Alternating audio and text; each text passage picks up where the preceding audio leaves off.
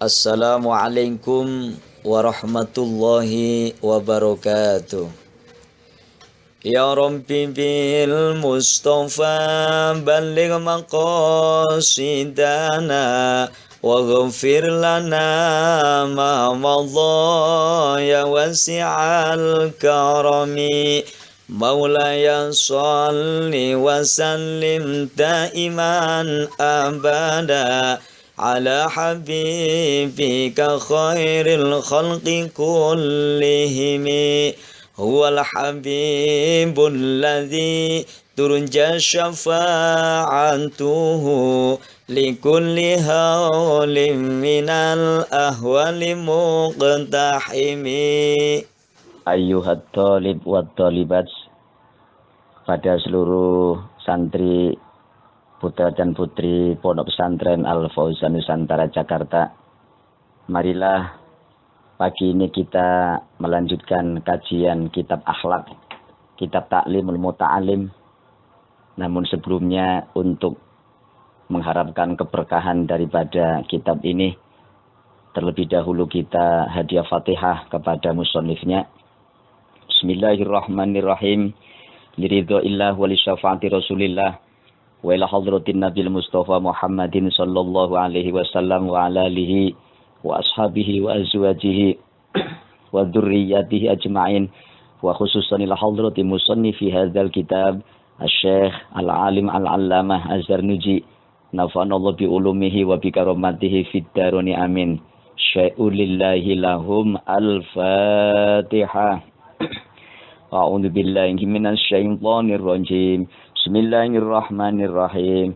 Alhamdulillahi rabbil alamin. Arrahmanir rahim. Maliki yaumiddin. Iyyaka na'budu wa iyyaka nasta'in. Ihdinas siratal mustaqim. Siratal ladzina an'amta 'alaihim ghairil maghdubi 'alaihim waladdallin. Amin. Baiklah, untuk kali ini adalah seri yang terakhir pembahasan tentang memilih guru, memilih ilmu, yang berhubungan dengan bagaimana menghormati ilmu dan guru, dan termasuk kawan-kawan seperjuangan di dalam mencari ilmu agar mendapatkan ilmu yang manfaat dan barokah. Untuk kali ini adalah pembahasan terakhir, dan insya Allah besok sudah ganti dengan fasal yang lain. Bismillahirrahmanirrahim. Wayambagi dan sebaiknya. Wayambagi dan sebaiknya lil thalibil ilmi, bagi orang yang mencari ilmu. Wayambagi dan sebaiknya lil thalibil ilmi, bagi orang yang mencari ilmu. Allah yajlisa, untuk tidak duduk oleh dia thalib. Allah yajlisa, untuk tidak duduk oleh dia thalib. Qoriban dengan dekat, atau terlalu dekat juga nggak apa-apa. Qoriban dengan dekat. Minal ustazi, dari gurunya. Minal ustazi, dari gurunya. Indas sabeki, ketika belajar atau ketika mengaji. Bi ghairi daruratin, dengan tanpa darurat atau dengan tanpa mendesak. Bal yambahi, tetapi sebaiknya.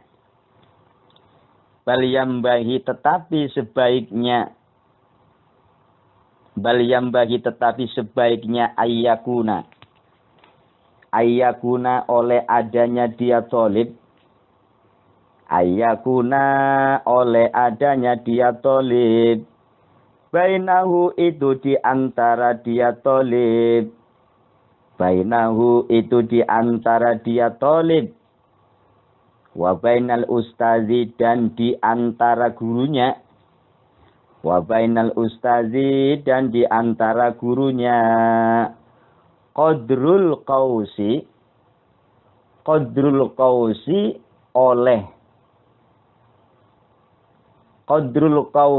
oleh kadarnya panjangnya busur panah. Qadrul qausi oleh kadarnya panjangnya busur panah.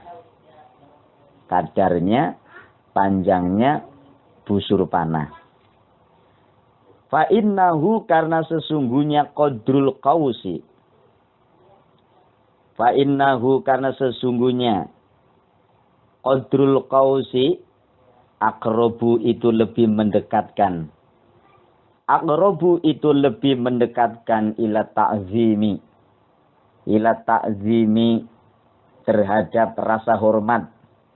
Ila ta'zimi terhadap rasa hormat atau mengagungkan guru. Jadi etika berikutnya bagi seorang murid, bagi seorang pelajar, bagi seorang santri terhadap guru dalam rangka menggapai ilmu yang manfaat dan barokah ketika belajar, ketika mengaji, sebaiknya tidak terlalu dekat duduknya kepada ustadz atau kepada guru, kecuali dalam kondisi berdesakan, dalam kondisi darurat. Ulama menggambarkan kira-kira qadrul qausi atau sekedar panjangnya busur panah. Ya kurang lebih sekitar panah itu kan panjangnya juga enggak terlalu panjang. Ya umumnya antara 1 meter, 1,5 meter itu sedang lah. Jadi enggak terlalu mepet-mepet banget dengan gurunya. Jadi etika duduk pun diatur oleh ulama, diatur oleh syariat sebagai bentuk etika seorang murid, seorang santri kepada gurunya. Selanjutnya wayam bagi dan sebaiknya li thalibil ilmi bagi orang yang mencari ilmu. Li thalibil ilmi bagi orang yang mencari ilmu ayah tariza untuk menjaga oleh dia thalib. Ayah tariza untuk menjaga oleh dia thalib. Menjaga apa? Anil akhlaki dari akhlak. Anil akhlaki dari akhlak atau sikap azamimati yang tercela. Azamimati yang tercela. Fa innaha maka sesungguhnya dia al-akhlak azamimah. Fa innaha maka sesungguhnya dia al-akhlak azamimah kilabun itu bagaikan anjing. Kilabun itu bagaikan anjing maknawiyatun yang secara makna. Kilabun itu bagaikan anjing maknawiyatun yang secara makna.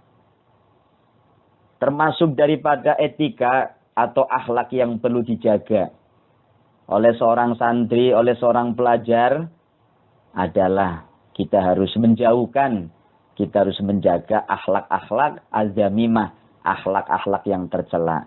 Tentunya perbuatan-perbuatan, sikap-sikap yang memang dilarang oleh syariat. Kenapa ulama melarang hal seperti itu? Karena yang namanya akhlak azamimah, akhlak yang tercela itu diumpamakan sebagaimana anjing secara makna. Kenapa akhlak azamimah itu diserupakan dengan anjing secara makna? Karena kita lihat bahwa anjing di dalam syarah kitab Ta'limul Muta'alim di sana dikatakan bahwa anjing itu tata azza wa tanfarro, atau dia itu bisa menyakiti kepada orang lain.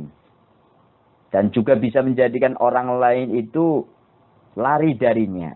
Karena anjing itu wataknya, ya, ketika ada orang menolong anjing yang sedang celaka, setelah menolong, bukan sebaliknya anjing itu baik, tetapi justru menerkam kepada orang yang menolong. Itulah karakter daripada anjing.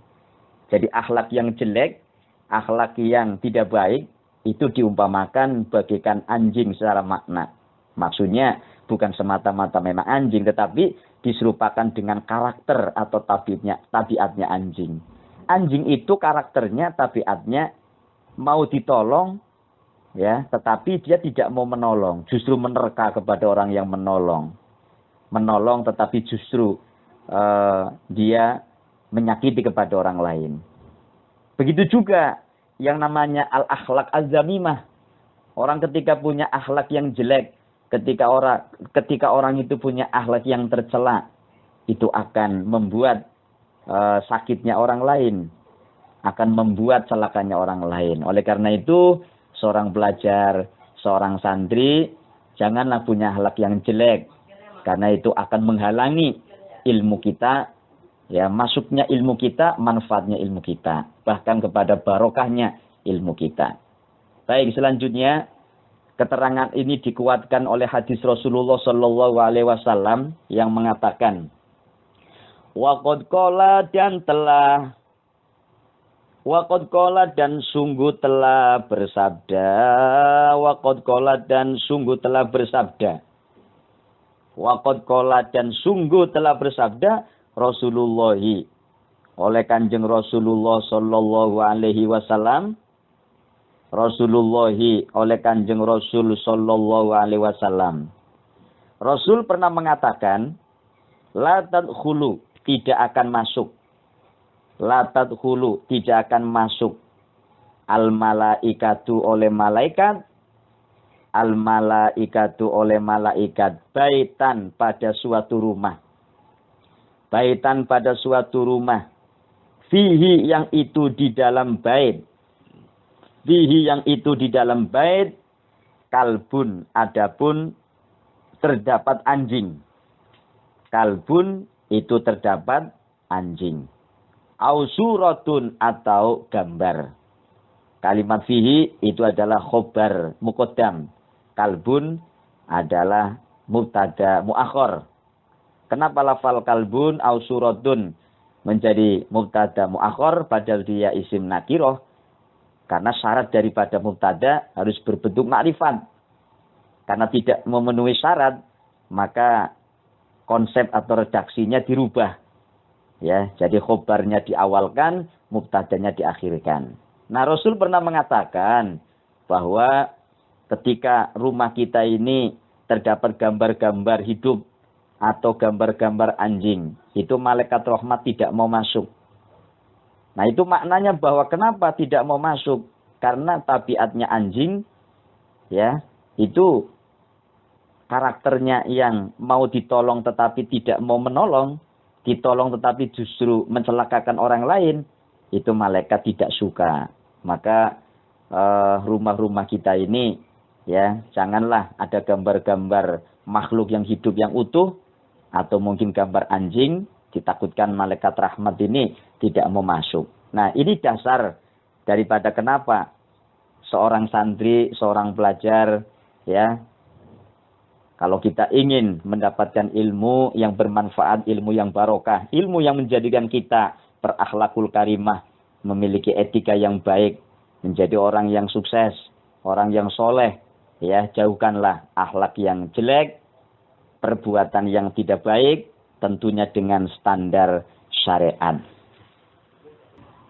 Wa innama yata'allamu, dan sungguh belajar. Wa innama yata'allamu, dan sungguh belajar. Al-insanu oleh manusia. Al-insanu oleh manusia. Biwasitotil malaki, dengan pelantaraan malaikat. Jadi orang itu ketika belajar, Allah akan memberikan ilmu. Ini Allah juga memberikan peran penting kepada malaikat untuk menyampaikan ilmu kepada manusia, kepada seseorang. Tadi digambarkan malaikat nggak mau masuk ketika rumahnya itu, atau ketika rumah seseorang terdapat gambar anjing.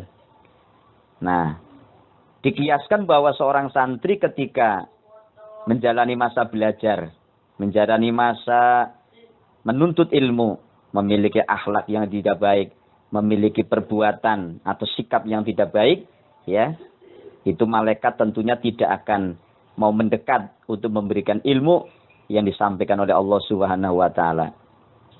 Wal akhlaku dan adapun akhlak.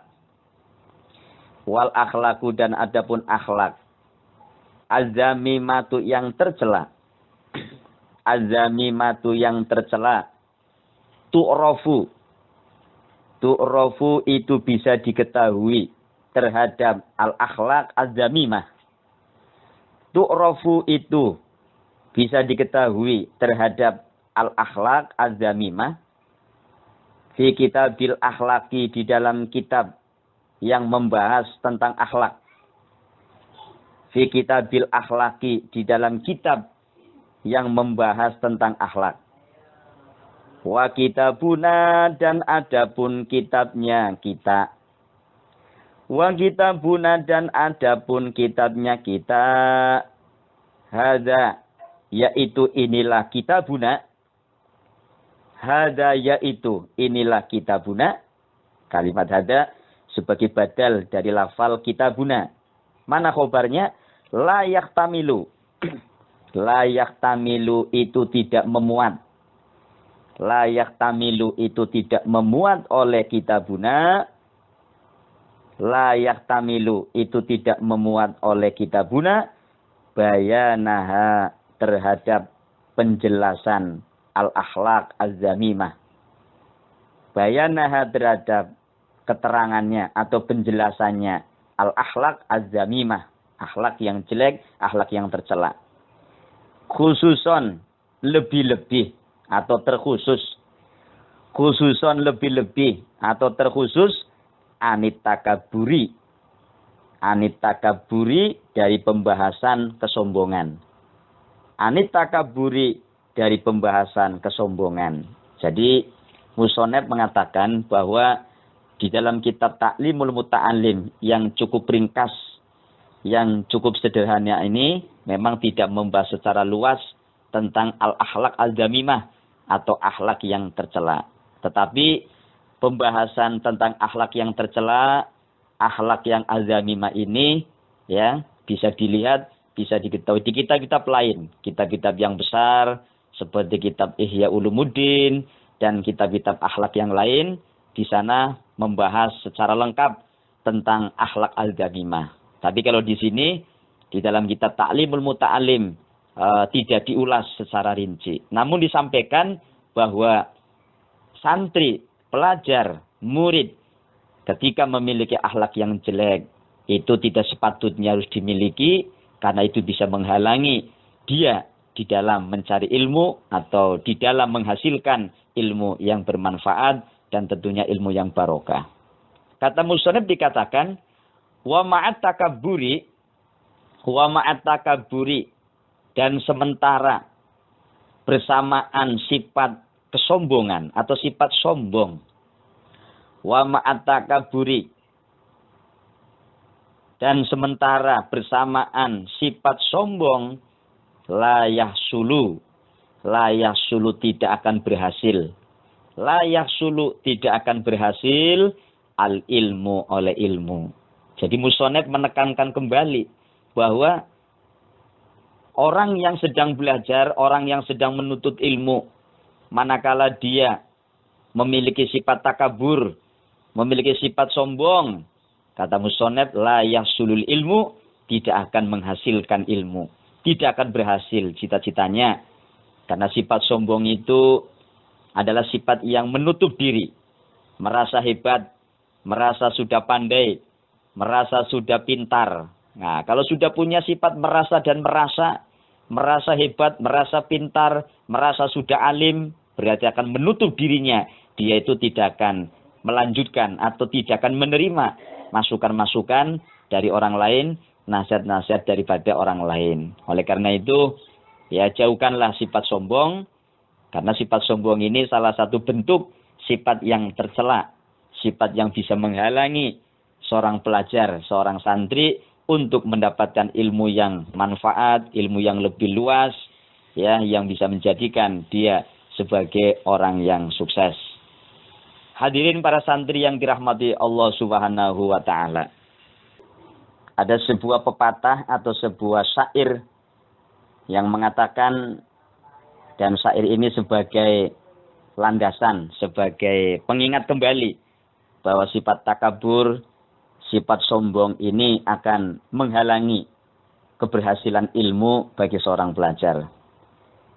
Al-ilmu harbun lil fata al-muta'ali kasaili harbun lil makanil ali. Al-ilmu adapun ilmu, al-ilmu adapun ilmu, harbun itu memusuhi atau boleh dimaknani musuh. Al-ilmu adapun ilmu, harbun itu sebagai musuh. Ilmu bisa menjadi musuh bagi siapa? Lil fata, bagi seorang pemuda. Lil fata, bagi seorang pemuda. Lil fata, kepada seorang pemuda. Al-muta'ali, al-muta'ali yang sombong. Jadi ilmu itu bisa menjadi musuh bagi seorang pemuda yang sedang mencari ilmu, ya, di mana pemuda itu memiliki sifat yang sombong. Karena dengan kesombongan itu seorang pemuda yang sedang mencari ilmu, ya, menutup dirinya untuk tidak menerima masukan-masukan ilmu dari orang lain. Kasaili bagaikan airan, bagaikan aliran air, atau boleh dimaknani kasaili bagaikan air. Harbun itu musuh. Harbun itu musuh lil makani, kepada tempat al-ali yang luhur atau al-ali yang tinggi. Kata-kata asail bisa bermakna air yang mengalir atau banjir, ya. Kasaili harbun lil makanil ali. Jadi ilmu adalah musuh bagi pemuda yang sombong. Sebagaimana air yang mengalir atau banjir itu musuh bagi tempat yang tinggi. Setinggi apapun ketika air itu datang, air itu membanjiri kepada tempat yang tinggi, maka tempat atau bangunan yang tinggi, ya, itu bisa roboh, ya, seperti kemarin di Jakarta dengan adanya derasnya air dari mana saja, ya, bangunan-bangunan yang kokoh, bangunan-bangunan yang tinggi itu pun, ya, ikut roboh. Karena air itu diam tetapi punya tenaga yang kuat. Makanya kembali lagi bahwa ini adalah sebuah perumpamaan bahwa seorang pemuda yang sombong itu akan sulit menerima ilmu pengetahuan yang luas, ya, karena ilmu itu akan memusuhi kepada sifat sombong yang ada pada diri seorang pemuda. Jadi kalau kita ingin mendapatkan ilmu yang sebanyak-banyaknya, maka jangan menutup diri. Kita seolah-olah merasa bodoh, merasa masih kosong, sehingga akan merasa ridho, merasa lega, merasa enak ketika mendapatkan ilmu dari siapa saja. Sebab ketika kita punya sifat sombong, kita diumpamakan bagaikan bangunan yang tinggi akan roboh juga ketika diserang oleh air yang deras atau banjir yang deras. Selanjutnya, wakila dan dikatakan. Wakila dan dikatakan. Ada sebuah syair lagi yang akan menguatkan kepada bahwa sifat tercela, salah satunya sifat sombong, itu akan menghalangi seseorang itu mendapatkan ilmu yang bermanfaat. Wakila dan dikatakan bijadin. Bijadin itu dengan keagungan. Bijadin itu dengan keagungan, garis miring atau makna lebih luasnya dengan pertolongan Allah. Bijadin itu dengan keagungan atau dengan pertolongan Allah. La bijidin, bukanlah dengan usaha. La bijidin, bukanlah dengan usaha atau sungguh-sungguh. Kulam majdin, atau bisa dibaca kullu majdin, karena bijadin ini khobar muqaddam, berarti bacanya kullu majdin. adapun tiap-tiap keagungan. Fahal jaddun, maka apakah adapun keagungan. Fahal jaddun, maka adapun apakah keagungan. Fahal jaddun, maka apakah adapun keagungan. Bila jiddin, bila jaddin, bila jadin dengan tanpa kesungguhan. Bila jadin dengan tanpa kesungguhan. Bimujdin itu ditemukan keagungan. Bimujdin itu ditemukan keagungan. Yang dimaksud adalah bahwa keberhasilan seseorang mendapatkan keagungan ilmu, mendapatkan ilmu yang mulia, itu karena orang tersebut mau memiliki akhlak yang baik. Akhlak yang baik berarti sesuatu yang agung. Atau mengagungkan itu akan mendatangkan pertolongan Allah. Intinya bahwa ingin mendapatkan ilmu yang manfaat, ilmu yang barokah, itu bukan hanya dengan usaha kita, dengan kesungguhan kita belajar. Tetapi justru hakikatnya keberhasilan ilmu seseorang itu karena orang itu punya akhlak yang baik. Menghormati guru, menghormati ilmu, mau menjaga ilmu. Itu namanya akhlak. Akhlak kita menghormati guru, tidak menyakiti hati guru. Menyimpan dan meletakkan kitab yang baik. Kitab diletakkan pada tempat yang sesuai. Jangan mendolimi daripada kitab atau buku-buku yang di dalamnya terdapat ilmu syariat, ilmu agama, ditaruh di sembarang tempat, itu namanya tidak menghormati kepada ilmu. Jadi, kata ulama bahwa keberhasilan orang untuk mendapatkan ilmu yang mulia, ilmu yang manfaat, itu bukan semata-mata karena usaha atau kesungguhan dia di dalam belajar, tetapi punya dasar yang lebih penting, yaitu dia punya akhlak yang baik. Maka dengan akhlak yang baik, Allah akan menurunkan yang namanya pertolongan. Oleh karena itu ada sebuah pertanyaan ingkar. Ya, fahal jadun bila jadin bimujdin, apakah keagungan itu akan diperoleh tanpa adanya kesungguhan? Nah, ini maksudnya kesimpulan pertanyaan ini menunjukkan bahwa yang namanya keagungan, yang namanya ilmu yang manfaat harus diperoleh dengan dasar orang itu juga punya keagungan, yang dimaksud punya akhlak yang baik. Bukan semata-mata dengan kesungguhan belajar, mau menghafal, mau tafakur, mau sungguh-sungguh di dalam meneliti ilmu. Sementara akhlaknya dia bobrok, akhlaknya dia jelek, nggak mau hormat kepada guru, nggak mau menjaga ilmu, meremehkan ilmu dan sebagainya. Maka walaupun pandai, walaupun pintar, tetapi kepandaian itu, kepintaran itu akan tidak menjadikan ilmu yang manfaat dan ilmu yang barokah. Kemudian lanjutan syair atau kata-kata bijak adalah fakam abdin yakumu maqoma hurin. Fakam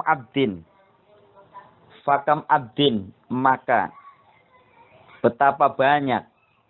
Kalau makna tarkibnya fakam abdin, maka adapun betapa banyak. Fakam abdin, maka adapun betapa banyak. Yakumu itu menduduki oleh dia abdun. Yakumu itu menduduki oleh dia abdun. Maqoma hurin. Maqoma hurin, pada kedudukannya orang yang merdeka. Saya ulangi lagi, fakam abdin, maka adapun betapa banyak seorang hamba. Yakumu itu menduduki oleh dia abdin. Yakumu itu menduduki oleh dia abdin. Makomakurin. Makomakurin pada tempatnya atau kedudukannya orang yang merdeka. Dan sebaliknya wakam hurin. Dan adapun betapa banyak orang yang merdeka. Kalau di atas abdin hamba sahaya. orang yang derajatnya lebih rendah daripada hurin, orang yang merdeka. Saya ulangi, wa kam hurin, dan adapun betapa banyak orang yang merdeka. Yakumu itu menduduki oleh dia hurun. Yakumu itu menduduki oleh dia hurun, maqama abdin. Maqama abdin pada tempatnya hamba sahaya. Maqama abdin pada tempatnya hamba sahaya. Nah, ini syair menyindir kepada orang yang mencari ilmu. Betapa banyak orang yang derajatnya sebagai hamba sahaya, orang yang rendah, orang yang kecil, tetapi karena dia memiliki akhlak yang baik, ya, maka pada esensinya, pada hakikatnya seorang hamba tersebut, seorang yang punya derajat yang rendah itu, ya, maka hakikatnya dalam pandangan Allah Subhanahu wa taala itu lebih mulia. Jadi walaupun dia hamba sahaya, walaupun dia orang biasa, bukan orang yang terhormat, karena dengan akhlaknya, dengan sikapnya yang baik, ya, menurut syariat, maka asyarafu fi badlillah. Jadi dia memiliki rutbah, memiliki syaraf, memiliki tingkatan, memiliki kemuliaan, ya, dengan anugerahnya Allah Subhanahu wa taala. Jadi kesimpulan kalimat fakam abdin yakumu maqama hurin, betapa banyak seorang hamba sahaya yang menduduki makomnya atau kedudukannya orang yang merdeka. Jadi walaupun dia seorang hamba sahaya atau orang yang remeh, orang yang biasa, dalam pandangan Allah hakikatnya dia memiliki derajat yang tinggi, orang yang mulia, karena dia memiliki akhlak yang baik. Oleh karena itu santri harus memiliki akhlak yang baik, sehingga dia pada esensinya punya nilai, ya, hakikatnya orang yang baik dalam pandangan Allah, karena ilmu adalah cahaya, ilmu adalah sesuatu yang baik, akan nempel, ya, akan menyentuh, akan hinggap pada orang yang mulia juga. Jadi itu merupakan hukum sebab akibat, hukum kausalitas. Manakala kita punya akhlak yang baik, maka ilmu pun akan datang. Sebaliknya wakam hurin, yakumu maqama abdin. Betapa banyak orang yang merdeka, berarti orang yang terhormat, orang yang mulia, dalam arti punya kedudukan tinggi. Tetapi yakumu maqama abdin, dia menduduki derajatnya hamba sahaya. Dia menduduki kedudukannya orang yang remeh, orang yang hina. Banyak orang yang punya jabatan tinggi, banyak orang yang seolah-olah memang dihormati di masyarakat, mungkin karena kekayaannya, mungkin karena jabatannya, tetapi hakikatnya dalam pandangan Allah Subhanahu wa taala dia hina, dia itu remeh. Mengapa? Karena dia tidak memiliki akhlak yang mulia, karena dia tidak memiliki akhlak yang agung, karena tabiatnya yang jelek. Walaupun dalam pandangan orang pada umumnya, dalam pandangan masyarakat pada umumnya, dia adalah orang yang memiliki jabatan tinggi. Tapi hakikatnya dia itu dalam pandangan Allah itu hina. Jadi kesimpulannya bahwa sebagaimana faham kita semua, orang yang mengikuti faham Ahlus Sunnah wal Jamaah, bahwa Ahlus Sunnah wal Jamaah adalah golongan umat Islam yang di dalam melakukan perbuatan apapun bukan hanya mengandalkan yang namanya wus'ah atau usaha atau ikhtiar. Bukan semata-mata usaha saja. Sebagaimana pemahaman orang-orang Qadariyah, kesuksesan dan tidaknya, berhasil atau tidaknya usaha manusia karena usahanya, karena kemampuannya. Bukan seperti itu. Atau seperti orang Jabariyah yang punya pemahaman bahwa sukses tidaknya seseorang punya ilmu atau dia mau jadi orang bodoh, mau jadi kaya kek, mau jadi orang miskin kek, nggak ada urusan usaha. Kita pasrah apa adanya, pasrah bongkokan. Bukan seperti itu.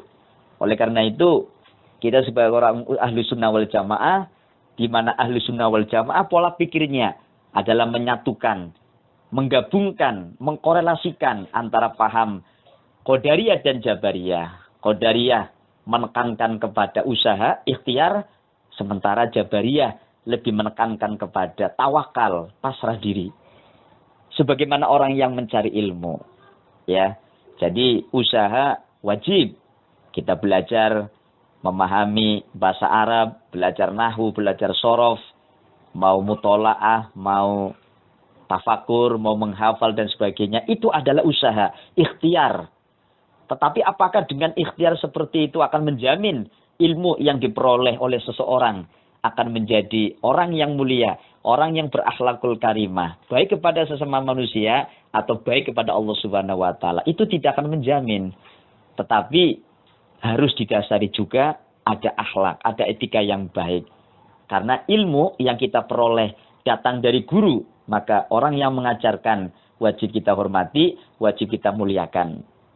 Nah, ilmu itu sendiri adalah sesuatu yang mulia, maka harus dibarengi, harus bersamaan dengan akhlak yang mulia juga. Dan itulah ajaran Rasulullah Shallallahu Alaihi Wasallam. Hadirin para santri dimanapun berada yang dirahmati Allah Subhanahu Wa Taala, alhamdulillah pagi ini kita sudah menuntaskan, sudah menyelesaikan pembahasan tentang bagaimana memilih terhadap guru, memilih ilmu, memilih kawan, ya, supaya kita menjadi orang yang berhasil, mendapatkan ilmu yang bermanfaat dan barokah. Yang dimaksud ilmu manfaat dan barokah adalah bukan hanya kita memiliki pengetahuan yang luas, tetapi pengetahuan itu, ilmu tersebut menjadikan diri kita, tabiat kita, akhlak kita baik, ya, punya nilai yang baik dalam pandangan Allah dan punya nilai baik dalam pandangan sesama manusia. Itulah yang disebut dengan ilmu yang bermanfaat dan ilmu yang barokah. Mudah-mudahan kajian pada pagi hari ini bisa menjadi menjadikan kita semua orang yang berhasil di dalam menuntut ilmunya, ilmu yang bermanfaat dan barokah, hidupnya selamat dunia dan akhirat. Amin amin ya rabbal alamin. Wallahul muwaffiq ila aqwamit thoriq. Wassalamualaikum warahmatullahi wabarakatuh.